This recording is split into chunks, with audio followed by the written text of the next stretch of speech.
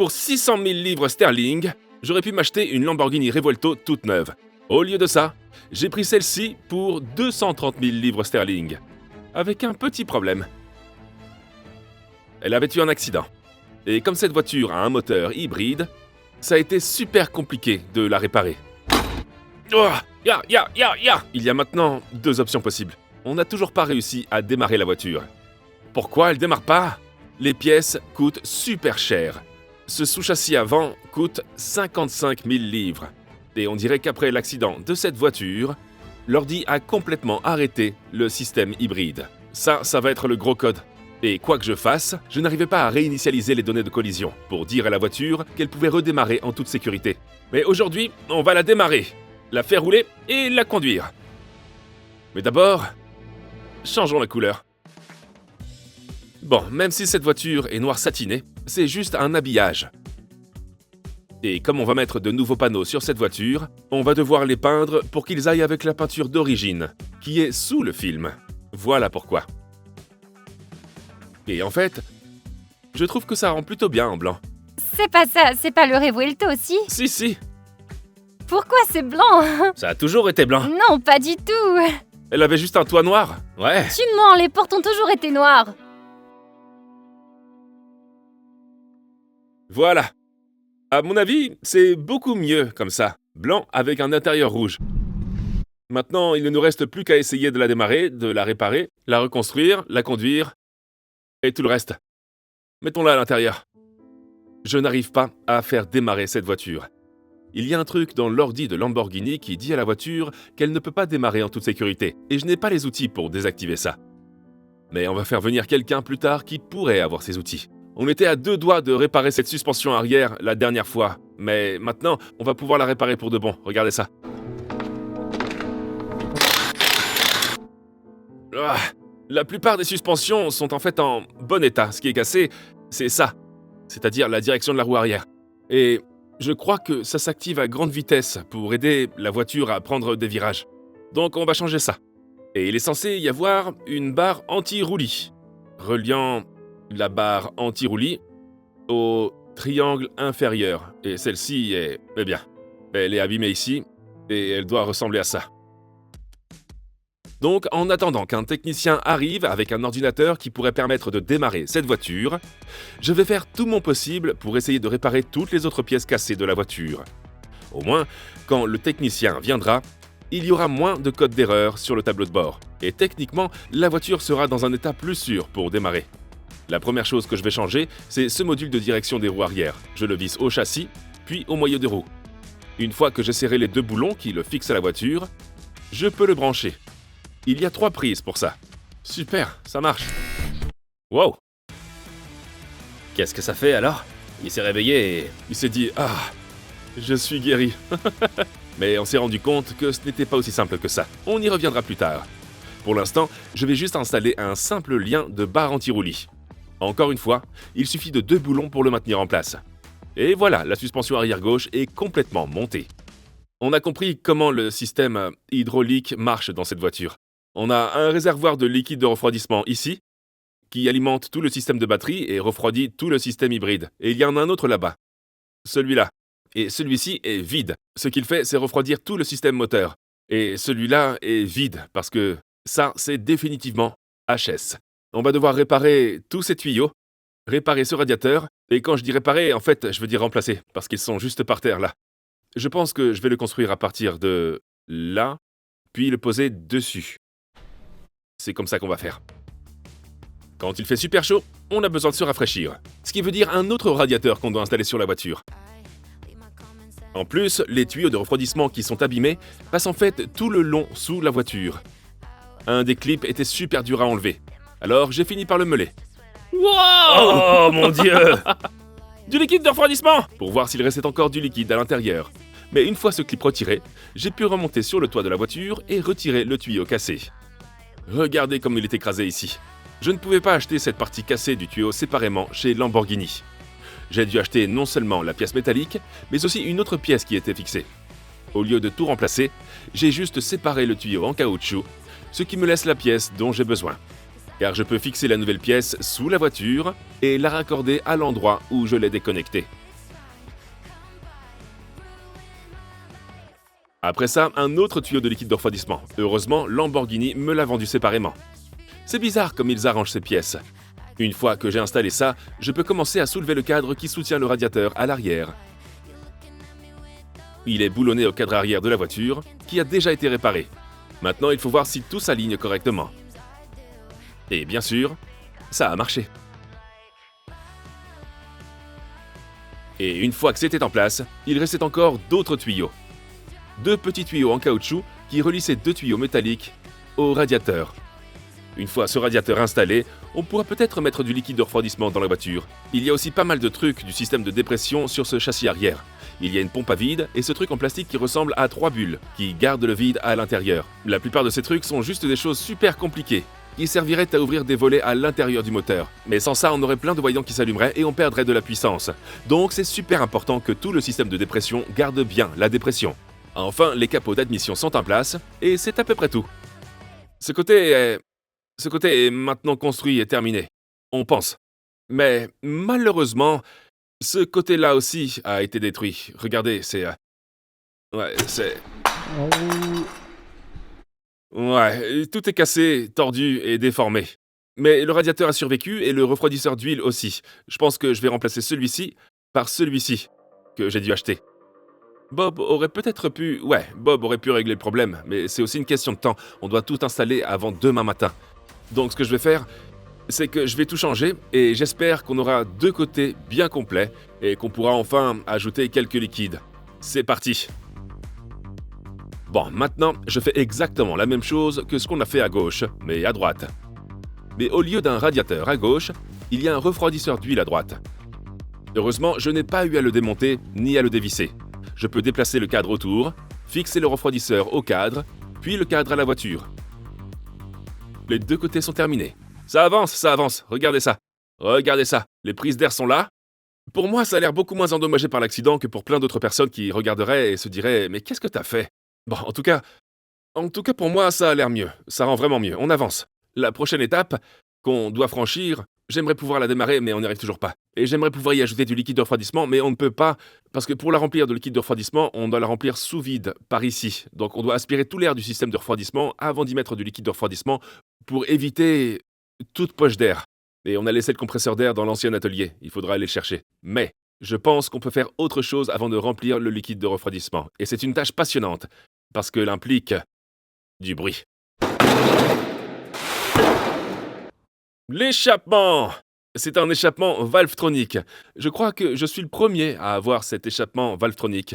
Parce que, avant, il y avait un échappement de rechange fait sur mesure et je n'ai jamais pu l'entendre. Et même si cette Revuelto est hybride, elle a toujours un V12 Lamborghini. Ce qui signifie qu'on devrait toujours avoir ce cri Lamborghini. Et voilà le nouvel échappement. Un système Valvetronic complet, depuis les collecteurs jusqu'à l'avant. Ça peut avoir un rendu de dingue.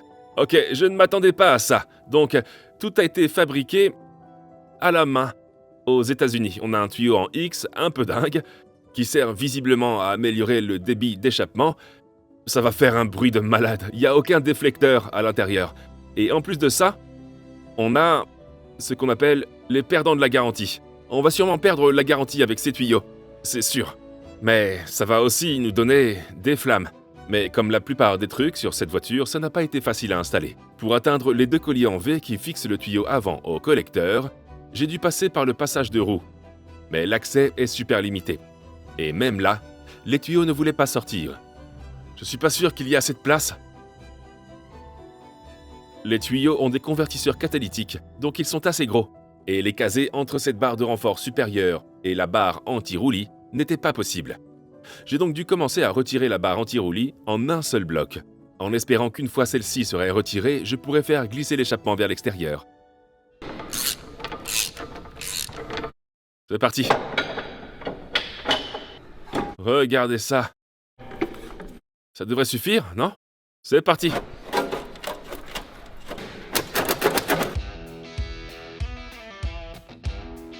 Mais ça n'a pas suffi. J'ai dû enlever encore plus de pièces pour sortir cet échappement. Mais finalement... Ouais! J'ai réussi. Il ne me restait plus qu'à retirer une sonde lambda pour pouvoir le sortir complètement de la voiture. Ce qui était assez facile à faire après avoir amené l'échappement à cet endroit. Maintenant, je n'ai plus qu'à retirer l'autre partie avant. Ce qui veut dire que je dois enlever cette énorme barre de renfort avec plein de petites pièces en plus. Maintenant, j'y accède beaucoup plus facilement. Et vous pouvez voir ici la différence entre le tuyau avant d'origine et celui de Valvetronic. Ce truc va faire un bruit de fou. Si elle démarre, bien sûr. Maintenant, j'ai un meilleur accès. J'ai installé le nouveau tuyau avant Valvetronic pour qu'il soit bien aligné avec les collecteurs d'échappement existants, puis je l'ai serré à cet endroit. C'est à moi de m'occuper de ce côté. T'es content? Oh ouais, super content. Deuxième round, mais de l'autre côté. On a fini par le sortir, ce qui veut dire qu'on peut mettre le nouveau Valvetronic. Une fois qu'on l'a mis en place, on installe les sondes lambda, puis on peut serrer les colliers en V qui fixent le tuyau avant au collecteur d'échappement. Les deux tuyaux avant sont en place. Il est temps pour moi de remettre cette barre anti-rapprochement en place en essayant de me rappeler où tout allait. Pendant que je faisais ça, mon père a voulu jeter un œil à l'ancien pot d'échappement qui s'en est détaché. Le John Tarn! Le John Tarn! Malheureusement, l'échappement du John Tarn était complètement fichu. Beaucoup de pièces en titane ont été écrasées dans l'accident. Mais John a fait un super boulot, dommage que je n'ai pas pu entendre le bruit du moteur. Maintenant, je peux remettre la barre anti-roulis en place et la revisser. Puis je mets le nouveau bouclier thermique en place. C'est parti! Le pot d'échappement est en place. La partie facile. On glisse l'échappement Valvetronic jusqu'au nouveau tuyau avant Valvetronic. 2 boulons et le tour est joué. Ça a l'air dingue quand même. Regarde ça. Ouais, ça va être dingue quand les flammes jailliront de là. Enfin, si elle démarre. À ton avis, il va faire quel bruit l'échappement? À la fin de cette vidéo, tu veux savoir à quoi ressemblera le bruit de l'échappement? Eh bien... Il y croit pas. Voici la barre. Voici la barre. Est-ce qu'il vient de mélanger Pirates des Caraïbes et Here Come the Girls?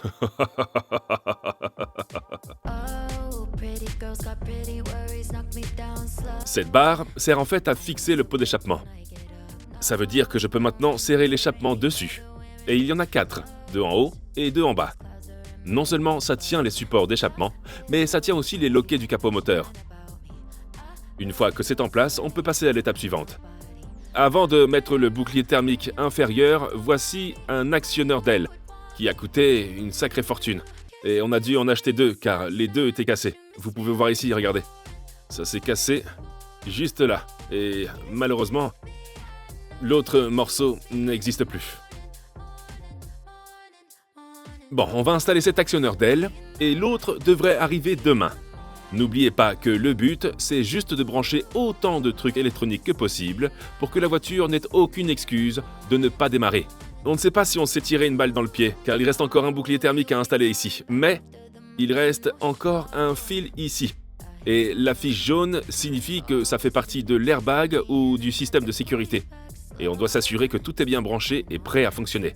Parce que si on essaye de démarrer la voiture et que quelque chose n'est pas branché, ça pourrait bien nous empêcher de la démarrer. Mais pour une raison quelconque, Lamborghini ne mentionne rien concernant les airbags sur le site que nous consultons. On sait que ça va servir pour un capteur de collision, parce qu'il y a les mêmes connecteurs que ceux qui sont à l'avant, que je vais vous montrer. J'ai cherché la référence sur Google, et j'ai commandé un capteur de collision Volkswagen Audi. Et on dirait bien que... Oh, ça rentre bien là-dedans, regarde ça. Ça va là-dedans. Ça rentre. Oh, ouais. Je me souviens plus sur quelle voiture c'était. Mais est-ce que ça pourrait expliquer pourquoi la voiture ne démarrait pas ou pourquoi elle n'effaçait pas les données d'accident? Juste parce qu'un capteur d'accident n'était pas branché? On ne sait jamais. Ces nouvelles voitures sont tellement sensibles à ce genre de truc. Espérons-le. Ça devrait être bon, le système d'airbag est complètement connecté, les airbags rideaux sont connectés, l'airbag volant est connecté, l'airbag côté passager est connecté, les airbags des sièges sont connectés et tous les capteurs de collision sont activés. Super. Maintenant, on a branché plein de trucs. Mais il y a encore quelque chose que je veux ajouter avant de lancer le tout. C'est le liquide de refroidissement. Comme le système de refroidissement est super grand, on doit s'assurer qu'il n'y a pas de poche d'air ou de bulle d'air dedans.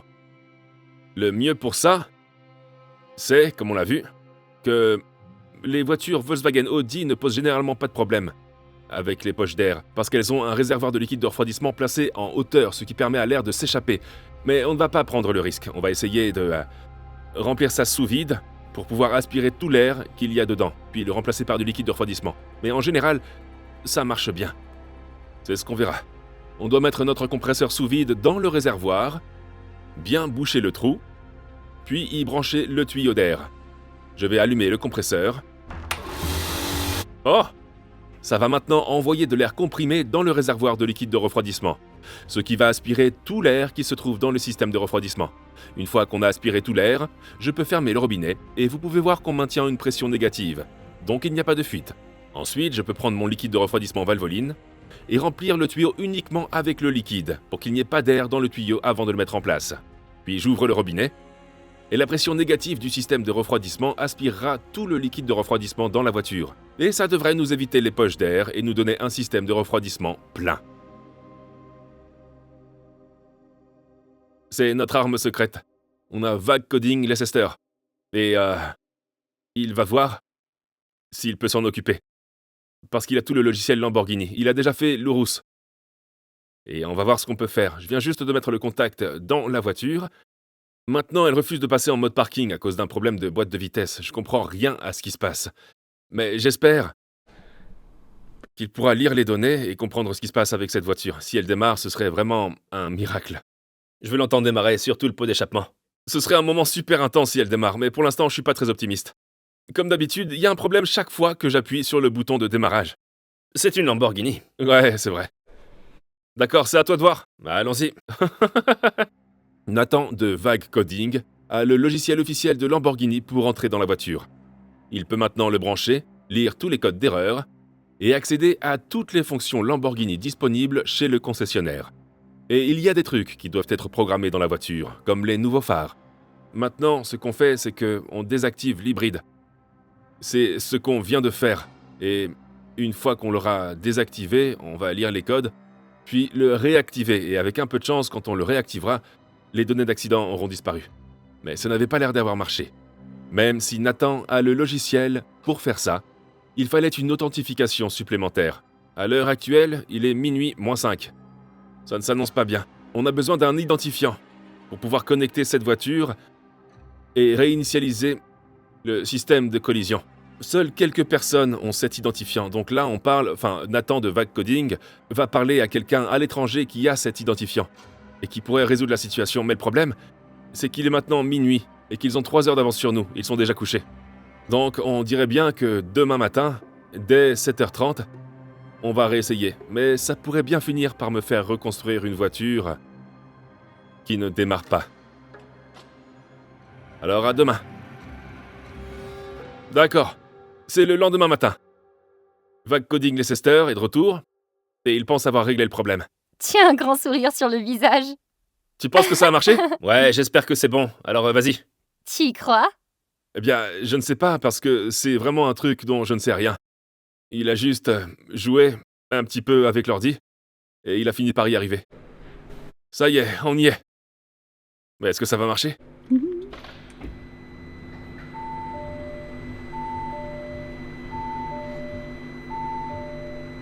Le contact est mis? Ouais, ça dit passer en mode P. Ça ne passe pas en mode P. Non, ça ne démarrait toujours pas. J'y arrive toujours pas. Et ce code d'arrêt d'urgence était toujours là. Il est donc 11h30 maintenant. On est dessus depuis environ 20h hier soir. Plusieurs personnes ont déjà regardé ça. On continue sans relâche. On essaye toujours de trouver le problème. On a réussi à régler un problème, mais il revient. Certains disent qu'il faut finir de construire la voiture en entier avant d'effacer les codes d'erreur. Il ne manque que quelques éléments à la voiture, donc. Mais on ne sait jamais avec ces Lamborghini. Il faudrait peut-être remettre le pare-choc avant pour qu'elle démarre, on ne sait jamais avec ces nouvelles technologies. Mais on continue quand même. On pourrait devoir reconstruire toute la voiture, la mettre en place et essayer. Et si ça ne marche pas, On se retrouvera avec une voiture qui roule, mais qui coûte vraiment cher, ouais. On a tout essayé. Et plein de spécialistes du monde se sont connectés à l'ordi portable de Nathan pour essayer de résoudre le problème. N'oubliez pas que ça n'avait jamais été fait avant, donc tous ceux qui se sont lancés dans cette aventure ont dû apprendre à partir de zéro. Mais je suis sûr qu'il doit y avoir un moyen. Ça ne peut pas être la fin pour la Lamborghini après un seul accident. C'est le 3e jour. On réessaye. On a peut-être un code pour entrer. On dirait qu'absolument tout dans cette voiture doit être codé pour que ça fonctionne, même les phares. Les phares ne marchent pas, parce que ils doivent être codés pour la voiture. C'est fini le temps où vous pouviez juste aller chez votre concessionnaire, acheter une pièce, la brancher sur la voiture et ça marchait. Les phares ne marchent pas, les roues arrière ne tournent pas. La voiture ne roule pas. On ne peut même pas déverrouiller la porte de l'intérieur. Je ne sais vraiment pas, j'ai absolument aucune idée de ce qui se passe. Est-ce qu'on peut le faire aujourd'hui ? Du coup, pour la 3e fois, Nathan sort son ordi portable et le branche à nouveau dans la voiture. Et à ce moment-là, d'autres pièces sont arrivées pour commencer le montage. Et plus j'en monte sur la voiture, plus elle a de chances de démarrer. Car moins elle aura de code d'erreur. Je suis donc en train d'installer ces boucliers thermiques, des supports de pare-choc qui ne changeront rien au démarrage, mais tous les composants électriques devraient faire la différence. Et voilà les feux arrière, un pour le côté gauche et un pour le côté droit. Mais la question est, faut-il aussi les coder ? Ça commence vraiment à ressembler à une voiture. Pour l'instant, je ne peux rien aligner, parce que on n'a aucun repère. Donc pour l'instant, c'est juste allumé.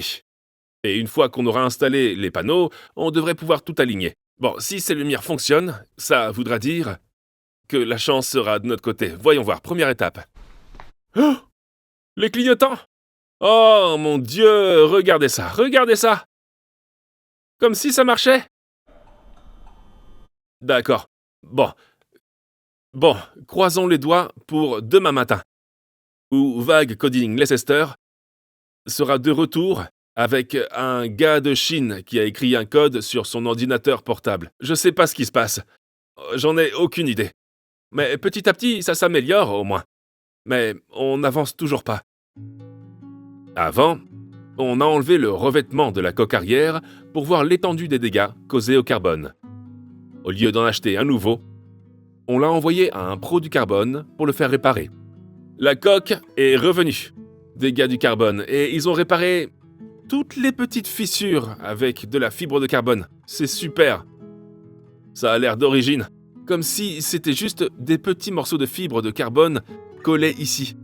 Ça nous a fait économiser au moins 10 000 livres sterling. Bon, maintenant, on va déposer ça chez le carrossier pour qu'il le repeigne en blanc avec le reste des panneaux et on pourra continuer. Et quand j'ai déposé ça, j'ai récupéré l'aile avant qui avait été peinte. Même si on avait le bon code couleur, la peinture ne semblait pas correspondre. Mais on devait quand même voir si ça s'alignait. C'est juste une supposition, mais je pense que c'est parce que... Ça bat de l'aile. Oh C'était pas mal. Il y a pas mal de boulons qui fixent l'aile, et ils sont tous réglables. Pour l'instant, la seule chose que j'ai pour l'aligner, c'est la porte. C'est un peu décalé. Et ça a l'air à peu près correct. Il ne me reste plus qu'à choisir la couleur. J'essaie de trouver la bonne couleur. Ouais, elle est un peu bleuâtre, non ? Ouais, c'est vrai. Ouais, je sais pas trop. T'en penses quoi ? Tu vas devoir repeindre dessus ? Je vais y retourner, voir ce que ça donne.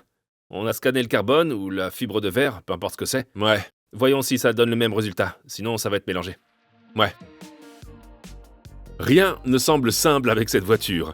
On dirait que les gars du carrossier vont avoir besoin de la voiture entière pour pouvoir assortir la peinture avec le reste des panneaux. Comme certains des panneaux sont en aluminium et d'autres en fibre de carbone, ça change vraiment la façon dont la couleur de la peinture apparaît. En attendant, j'ai 2 charnières de capot à changer parce qu'elles sont toutes les 2 tordues.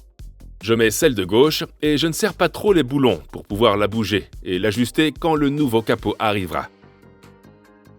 T'en as marre de brancher cette voiture ? Ouais, carrément.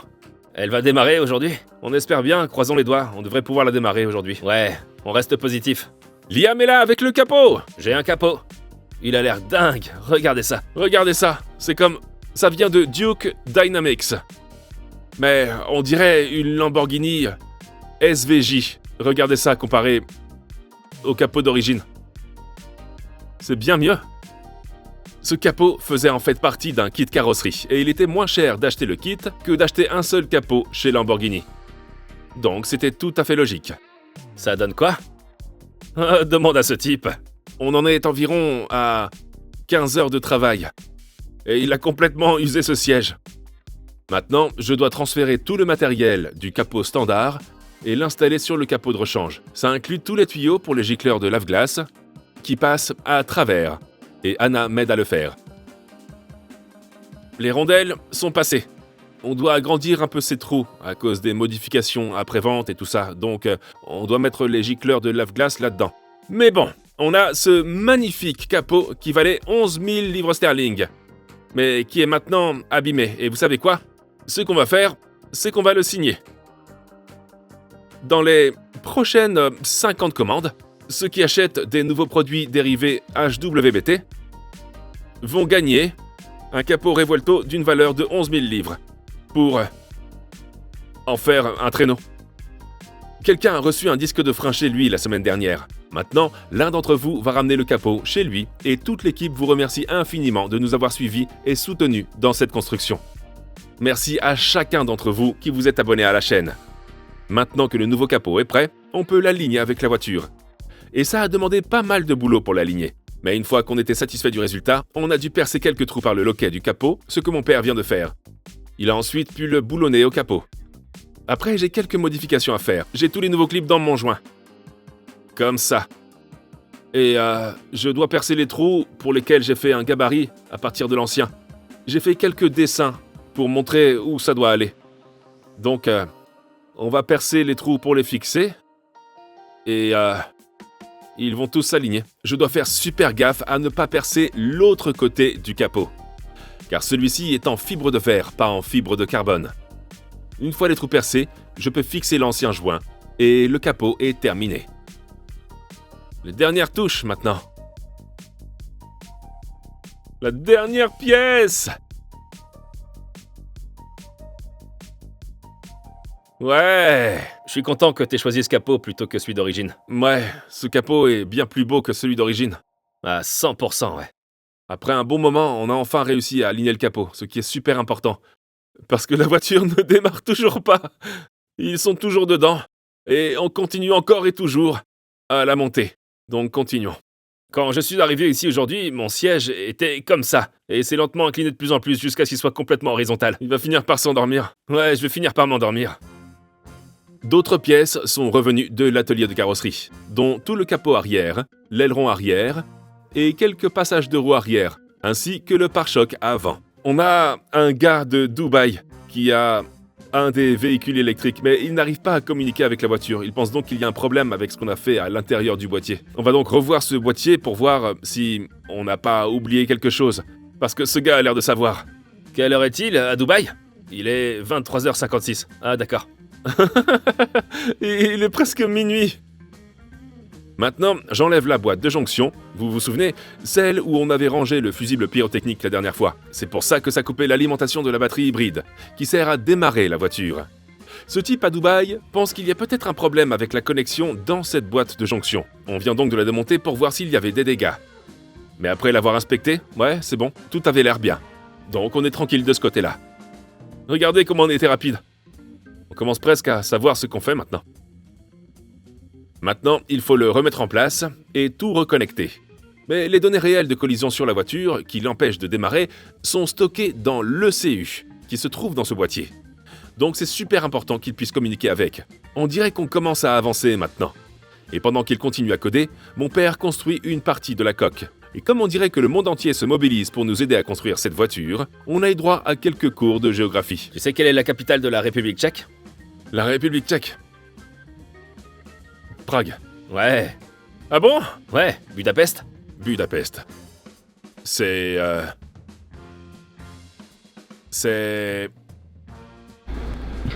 la Turquie. Non. C'est pas ça? Je crois que c'est la Hongrie, non? Peut-être qu'on n'est pas si bon en géographie après tout. Restons-en à la construction de voitures. On installe le nouveau feu stop pour le clapet. Capitale de l'Australie, allez. Je la connais. C'est quoi? Et voilà, la coquille toute formée. Il est temps pour moi et Matt de l'installer sur la voiture. C'est une énorme pièce, donc elle va être galère à aligner. J'ai une question pour vous deux. C'est quoi la capitale de l'Australie? Sydney. Sydney. Ça a l'air bien. Tout aligné va être un vrai cauchemar. Tout ça doit être boulonné. Et il y a tellement de boulons. Mais vous allez peut-être me prendre pour un dingue de conduire une voiture aussi abîmée. Ouais, on espérait pouvoir la conduire, à vrai dire, mais si je vous disais qu'il y a plein de voitures sur la route qui ont probablement été gravement endommagées et que beaucoup de gens ignorent. Vous ne savez peut-être même pas que votre voiture a été endommagée, mais il y a un moyen de le savoir. Il suffit d'entrer votre numéro d'immatriculation sur Car Vertical. Après ça, vous recevrez un rapport qui ressemble à ça. Vous pourrez voir si la voiture a des dettes en cours, si le kilométrage a été trafiqué ou si elle a déjà été volée. Une prise d'urgence quelque part. En plus de ça, vous verrez l'historique complet de la voiture. Chaque fois qu'elle a changé de plaque d'immatriculation ou de propriétaire. En plus, si votre voiture a eu un accident et qu'elle a été vendue aux enchères sur un site spécialisé, il est probable que sur le rapport de Car Vertical, vous puissiez voir les photos de la voiture telle qu'elle était lors de la vente aux enchères, comme la voiture qui est actuellement à l'écran.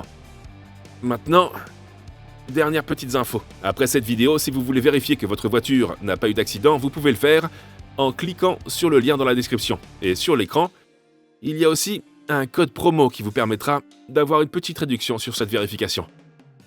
Et j'espère que vous ne trouverez pas d'historique indésirable. Ensuite, ça n'a pas été abîmé. Et ce n'est pas emballé, c'est comme ça que c'est livré. Noir satiné. Bon, Lamborghini a peut-être fait un deal avec Mansory. Parce que ce loquet a été juste collé par de la colle Mansory. Et lors de l'accident, il s'est juste détaché. Donc, on va faire une recollaboration avec Mansory en recollant ce truc pour qu'il puisse se verrouiller dans la serrure. Mais avant ça, je vais m'assurer qu'on peut bien déverrouiller ce loquet. Parce que si on n'arrive pas à le déverrouiller et qu'on le ferme, il restera verrouillé pour toujours, ce qui veut dire qu'il ne démarrera pas et qu'on ne pourra pas le déverrouiller. Ouais, ça a marché. Maintenant, je peux mettre de la colle Mansory sur le loquet, comme ils le font à l'usine Lamborghini. Une fois que c'est fait, je retourne au coffre ou au capot moteur et je le colle en place. Je peux ensuite abaisser le coffre sur le loquet et laisser la colle sécher. Jour 5. Des progrès? Je suis toujours dessus. Pendant que Nathan continue à bosser pour que ce truc démarre, je peux commencer à monter le pare-choc arrière. Oh! Oh! Ok, on a besoin d'un nouveau phare anti-brouillard. Celui-ci est cassé. Je me suis dit, oh! Les feux anti-brouillard sont cassés. C'est pas grave, c'est du LED. Combien ça peut coûter? 502,40 livres. Pour ça.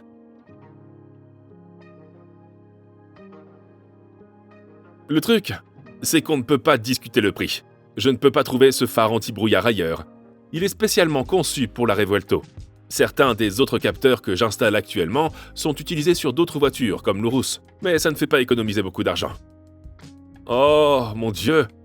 Le voilà! Un pare-choc arrière, plus ou moins. Il nous manque quelques trucs. Il nous manque les zones d'admission qui vont ici. On en a besoin. Et il nous manque 2 réflecteurs qui sont là-bas et un autre de l'autre côté.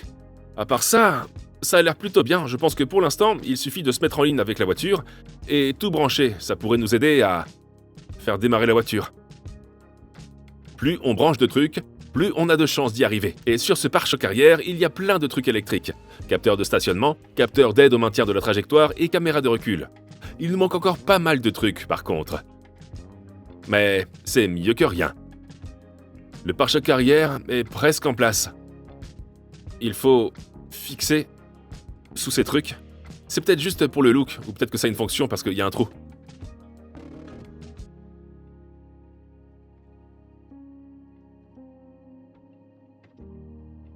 Je Je peux ensuite clipser l'autre pièce sur le côté gauche. Ensuite, sous la voiture, on installe un nouveau soubassement. La majeure partie du dessous est complètement plate, ce qui, je pense, aide pour l'aérodynamisme et aussi protège la batterie qui se trouve en dessous. Et voilà, l'arrière est presque terminé. Le pare-choc arrière est en place. C'est un peu de la triche parce qu'il faudra le retirer à nouveau, mais c'est juste pour qu'on sache à quoi ça ressemble. Et ça a l'air mieux, ça s'améliore. Il reste quand même quelques trucs à faire, comme le pare-choc avant, qui est tout neuf et qui a été repeint. Il ne reste plus qu'à tout assembler. Mais il nous manque aussi des éléments. On ne saura pas quelle pièce il manque avant de commencer à le construire. Mais bon, on va le monter, l'installer, et on est presque prêt pour le grand départ. Espérons-le. Maintenant, mon père va installer le pare-choc avant. Les capteurs de stationnement, les capteurs d'aide au maintien de la trajectoire, il y a aussi des feux de position latéraux, qui sont juste des feux éteints, et les feux de jour distinctifs de la Revuelto. Heureusement, un côté était intact après l'accident, mais j'ai dû commander tous les feux du côté gauche, car c'est là que le choc a été le plus violent. Pendant que mon père répare le pare-choc avant, on a un habitacle. Et tout le reste à installer. On est à fond maintenant, on s'engage à fond. C'est un autre truc qui a été abîmé dans l'accident. Pare-choc, prêt à être installé. Vous remarquerez peut-être qu'il manque quelques garnitures, mais elles sont en cours de commande. J'espère qu'elles vont bientôt arriver. Pour l'instant, on peut aligner le pare-choc avec la voiture et vérifier que tous les panneaux de carrosserie sont en bon état, parce que toute la partie de ce truc s'est détachée. Donc si quelque chose ne va pas, ça va se voir.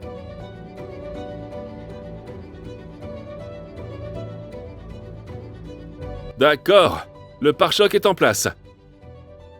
À part quelques petits morceaux qui manquent, mais on arrive à tout brancher. Là, il faut encore faire les finitions sur les bords, mais on y est presque. Il y a des chances que ce voyant ait besoin d'être codé. Il y a de fortes chances. Celui-là était déjà codé. Ça a l'air de marcher, mais ça devrait être aligné maintenant.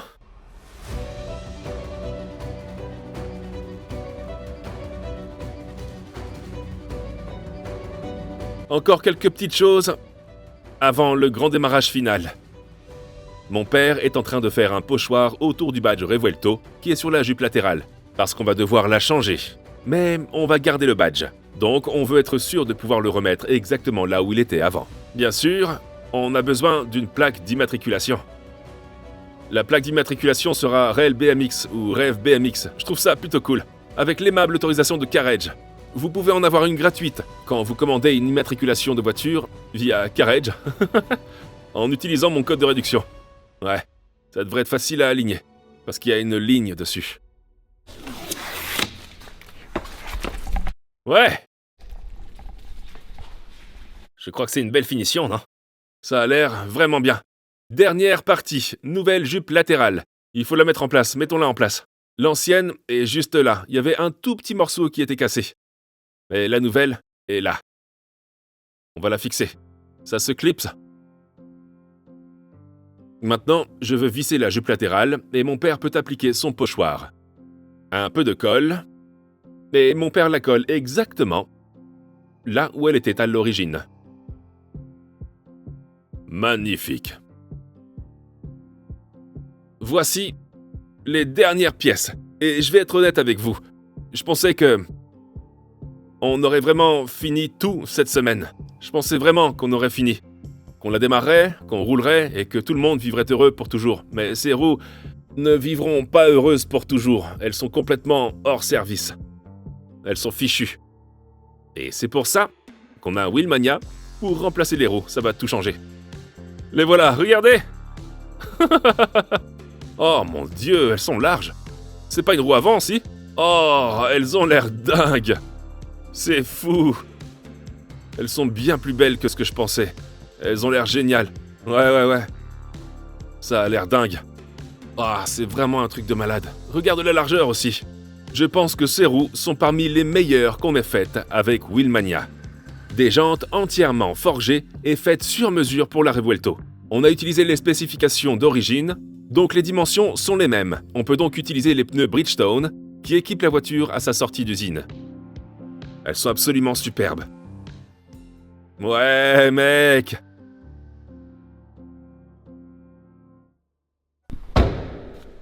Ça a l'air dingue.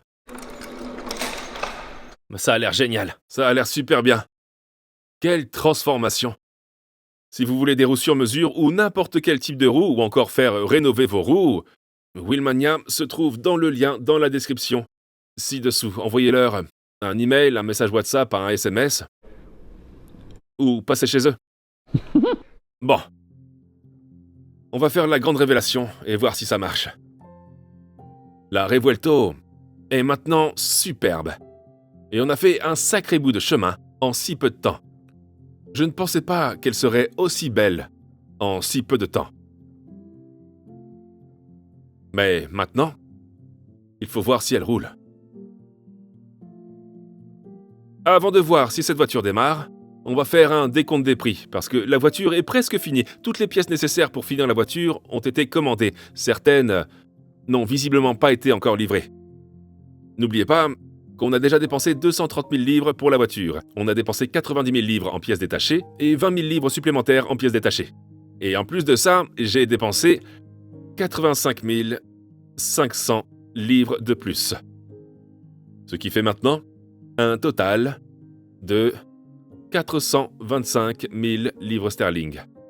C'est un prix raisonnable pour une de ces Revuelto. Surtout avec ses caractéristiques.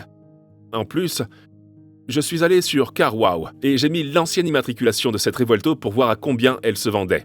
Et elle était juste au-dessus des 515 000 livres sterling. Donc même si on la revendait, on s'en sortirait, à condition qu'elle démarre. On en arrive au moment que vous attendiez tous. Est-ce qu'elle démarre?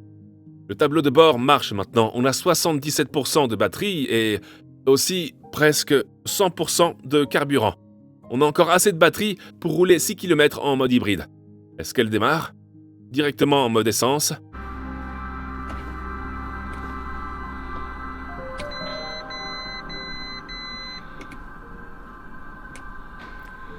Et la réponse est non. Ça ne marche pas. En essayant de la faire marcher, eh bien, on a compris pourquoi. Le verdict, c'est que Lamborghini n'a même pas développé le logiciel pour pouvoir désactiver les données de collision de cette voiture. Ils n'ont même pas pris la peine de le développer. Ce qui n'a vraiment aucun sens. Comment peuvent-ils sortir une voiture sans même avoir développé un logiciel pour effacer les données si jamais elle a eu un accident? Et vous savez que c'est une voiture neuve. Donc techniquement, la solution de Lamborghini pour régler ce problème, c'est d'acheter une batterie toute neuve avec le boîtier de connexion qui va avec, qui se trouve à l'avant de la voiture. C'est leur solution. Ça fait 35 000 livres sterling. Et même là, rien ne dit que ça va vraiment marcher. Donc, on est vraiment coincé. Est-ce qu'on attend que le logiciel soit développé? Combien de temps est-ce que ça va prendre? Est-ce que je prends le risque et j'achète une nouvelle batterie avec un boîtier de jonction? Est-ce que j'attends qu'une voiture de dépannage arrive avec une batterie et un boîtier de jonction? On est vraiment coincé. Il n'y a pas de solution pour ça. Mais on a reçu des messages disant que Lamborghini était en train de bosser sur un logiciel pour effacer les données d'accident et permettre le démarrage. Je ne sais pas combien ça va nous coûter. Je ne sais pas si on va pouvoir le faire ou pas, mais en gros, j'ai maintenant un bibelot qui vaut 425 000 livres. On en est là. C'est peut-être l'une des seules voitures sur lesquelles on perd beaucoup d'argent. Mais qui sait, on pourrait avoir le logiciel plus tôt, ou peut-être plus tard, on n'en sait rien. Si vous avez aimé cette vidéo, abonnez-vous et donnez-moi un like, et je vous retrouve dans la prochaine vidéo. Peace out. Non, j'en sais rien. C'est quoi? Canberra. Quoi? La capitale de l'Australie, c'est Canberra. Jamais entendu parler. Like a drug that